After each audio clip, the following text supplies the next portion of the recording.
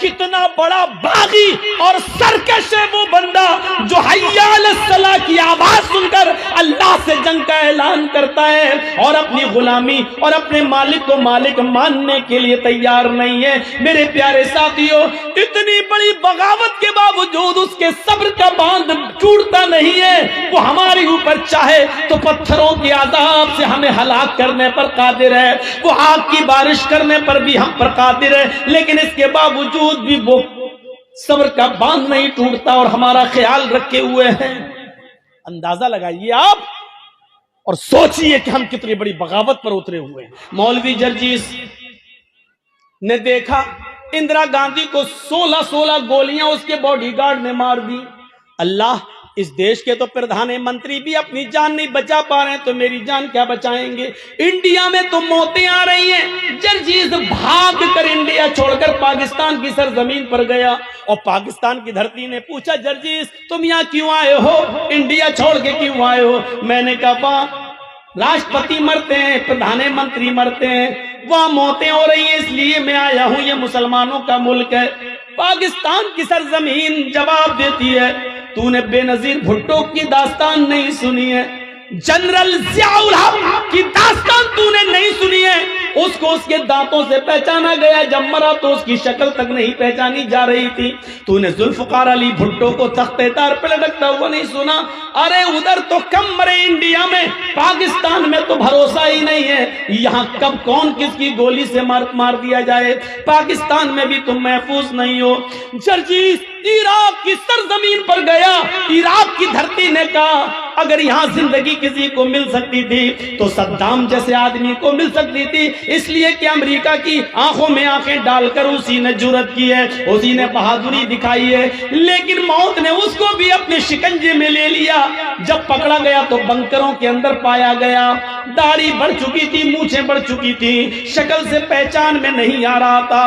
عراق نے کہا تم سعودیہ چلے جاؤ، وہاں تمہاری جان بچ جائے گی۔ جرجیس عراق کی سرزمین سے بھاگ کر سعودیہ کی سرزمین پر آتا ہے، سعودیہ کی سرزمین میں ریاض میں اترتا ہے۔ ریاض نے پوچھا کیوں آئے ہو؟ جواب دیا اس لیے کہ انڈیا میں مرتے ہیں، پاکستان میں مرتے ہیں، عراق میں مرتے ہیں، ایران میں مرتے ہیں، یہاں اس لیے آئے کہ میری جان بچ جائے۔ ریاض کی سرزمین نے کہا یہاں پر بھی جان نہیں بچے گی، اس لیے کہ دیکھو شاہ فیصل کو اس کے بھتیجے ہی نے مرڈر کر دیا، اس کے بھتیجے نے مار ڈالا، بعد میں اس کو بھی قتل کیا گیا۔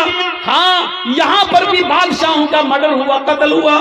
اگر تمہیں اپنی جان بچانا ہے تو مکے میں چلے جاؤ، وہاں جناب محمد رسول اللہ پیدا ہوئے تھے، شاید وہاں جان بچ جائے۔ جرجیس مکے میں جاتا ہے، مکے کا نظارہ دیکھ کر خوش ہو جاتا ہے، جیسے اندر گھستا ہے اس کو طواف کرنے کا موقع ملتا ہے۔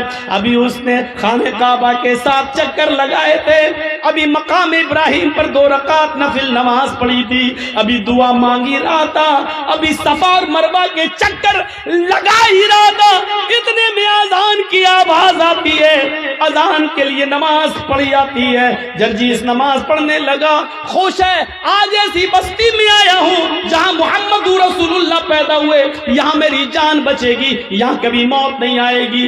جرجیس نے جب ظہر کی نماز پڑھ کے سلام پھیرا، امام حرم نے نماز پڑھا کر سلام پھیرا، السلام علیکم ورحمت اللہ۔ مؤذن کھڑا ہوتا ہے، کہتا الصلاۃ علی الاموات، کچھ جنازے آئے ہوئے ہیں، آپ رکیے، ان جنازوں کی نماز جنازہ پڑھی جائے گی۔ میرے بھائیوں، جرجیس نے سب سے زیادہ جنازے مکے ہی میں دیکھے ہیں۔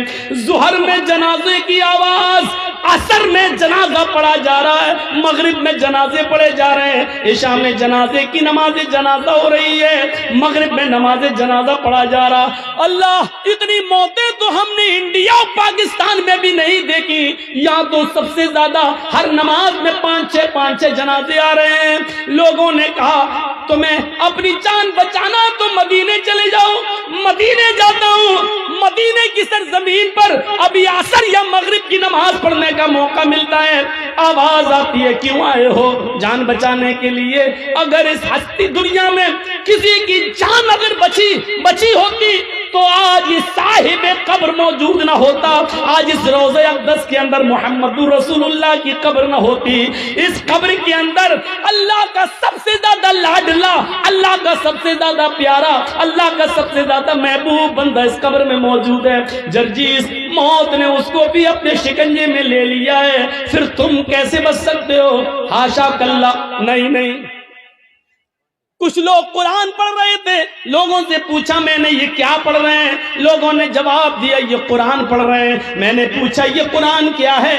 جواب ملا یہ اللہ کی آخری کتاب ہے، قیامت تک کے تمام مسائل کا حل اس کتاب کے اندر موجود ہے۔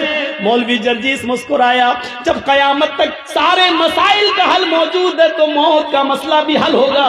یہ کتاب ہمیں ہمیشہ زندہ رہنے کا بھی طریقہ بتائے گی۔ جرجیس نے بھی وضو بنایا اور قرآن لے کر بیٹھ گیا۔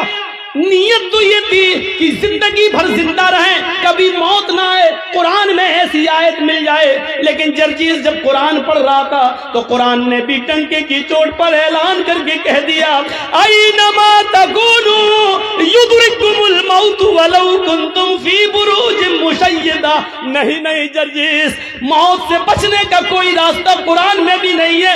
تم جہاں بھی ہو، جس جگہ بھی رہو، موت تمہیں ادھر آ جائے گی، پکڑ کے رہے گی۔ چاہے پہاڑوں کی کوہ میں چلے جاؤ، سمندر کی تاریکیوں میں چلے جاؤ، آسمان کی بلندیوں پر کمن ڈال دو، چاند پہ رہنے لگو یا سورج تک پہنچ جاؤ، کہکشاؤں تک پہنچ جاؤ، انترکش تک پہنچ جاؤ، کہیں بھی چلے جاؤ، جہاں تم جا رہے ہو موت تمہارے پیچھے پیچھے جا رہی ہے۔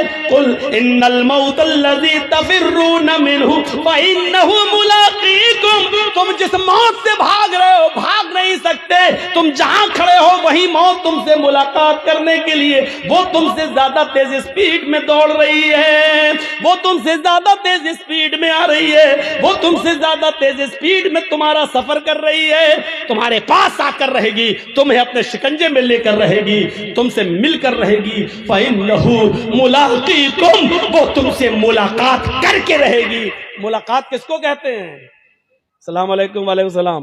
آپ نے ہم سے ہاتھ ملایا، ہم نے آپ سے ہاتھ ملایا، آپ نے ہم کو دیکھا، ہم نے آپ کو دیکھا، یہ ہے ملاقات۔ آپ نے میری آنکھوں میں آنکھیں ڈالی، ہم نے آپ کی آنکھوں میں آنکھیں ڈالی، یہ ہے ملاقات۔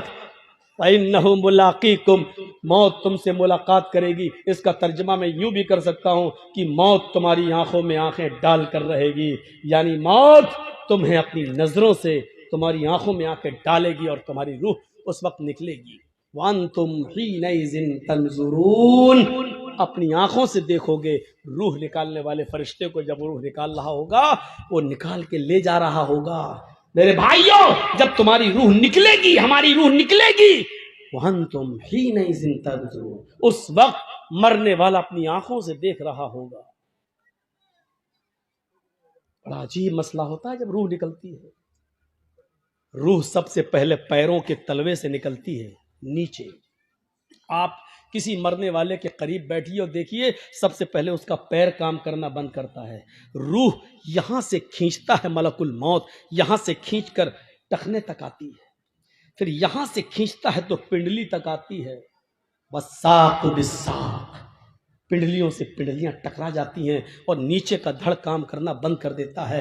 پھر یہ روح کھینچتا ہے تو گھٹنے تک آ جاتی ہے، گھٹنے کے نیچے کا حصہ بیکار ہو جاتا ہے۔ پھر روح کھینچتا ہے تو ران تک آ جاتی ہے، ران سے نیچے کا حصہ بے جان ہو جاتا ہے۔ پھر روح کھینچتا ہے تو سینے تک آ جاتی ہے اور سینے سے نیچے کا حصہ بیکار ہو جاتا ہے۔ پھر روح حلق تک آ جاتی ہے، حلق تک آ جاتی ہے اور حلق سے نیچے کا حصہ بیکار ہو جاتا ہے۔ اور پھر حلق کے پاس آ کر جب روح کو کھینچتا ہے، روح نکالتا ہے، تو یہ روح آنکھ، ناک اور کان، ان تینوں راستے سے باہر نکلتی ہے۔ اور جب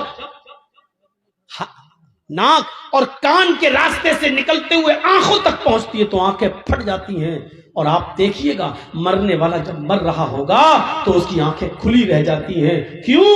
قرآن کہتا ہے اس لیے کھلی رہ جاتی ہیں کہ وَأَنْتُمْ حِينَئِذٍ تَنظُرُونَ، اس وقت وہ روح نکالنے والے ملک الموت کو اپنی آنکھوں سے دیکھ رہا ہوتا ہے، اور یہ دیکھ رہا ہوتا ہے کہ میری روح کو لینے والے رحمت کے فرشتے آسمان سے آئے ہیں یا عذاب کے فرشتے آسمان سے آئے ہیں، میری روح کو جنت کے فرشتے لے رہے ہیں یا ملک الموت کے ہاتھوں سے میری روح کو جہنم کے فرشتے لے رہے ہیں. وہ اسی دنیا میں دیکھ لیتا ہے کہ میری روح کو لینے کے لیے جہنم کے فرشتے آئے ہیں، جنت کے فرشتے. بہت آسان ہے.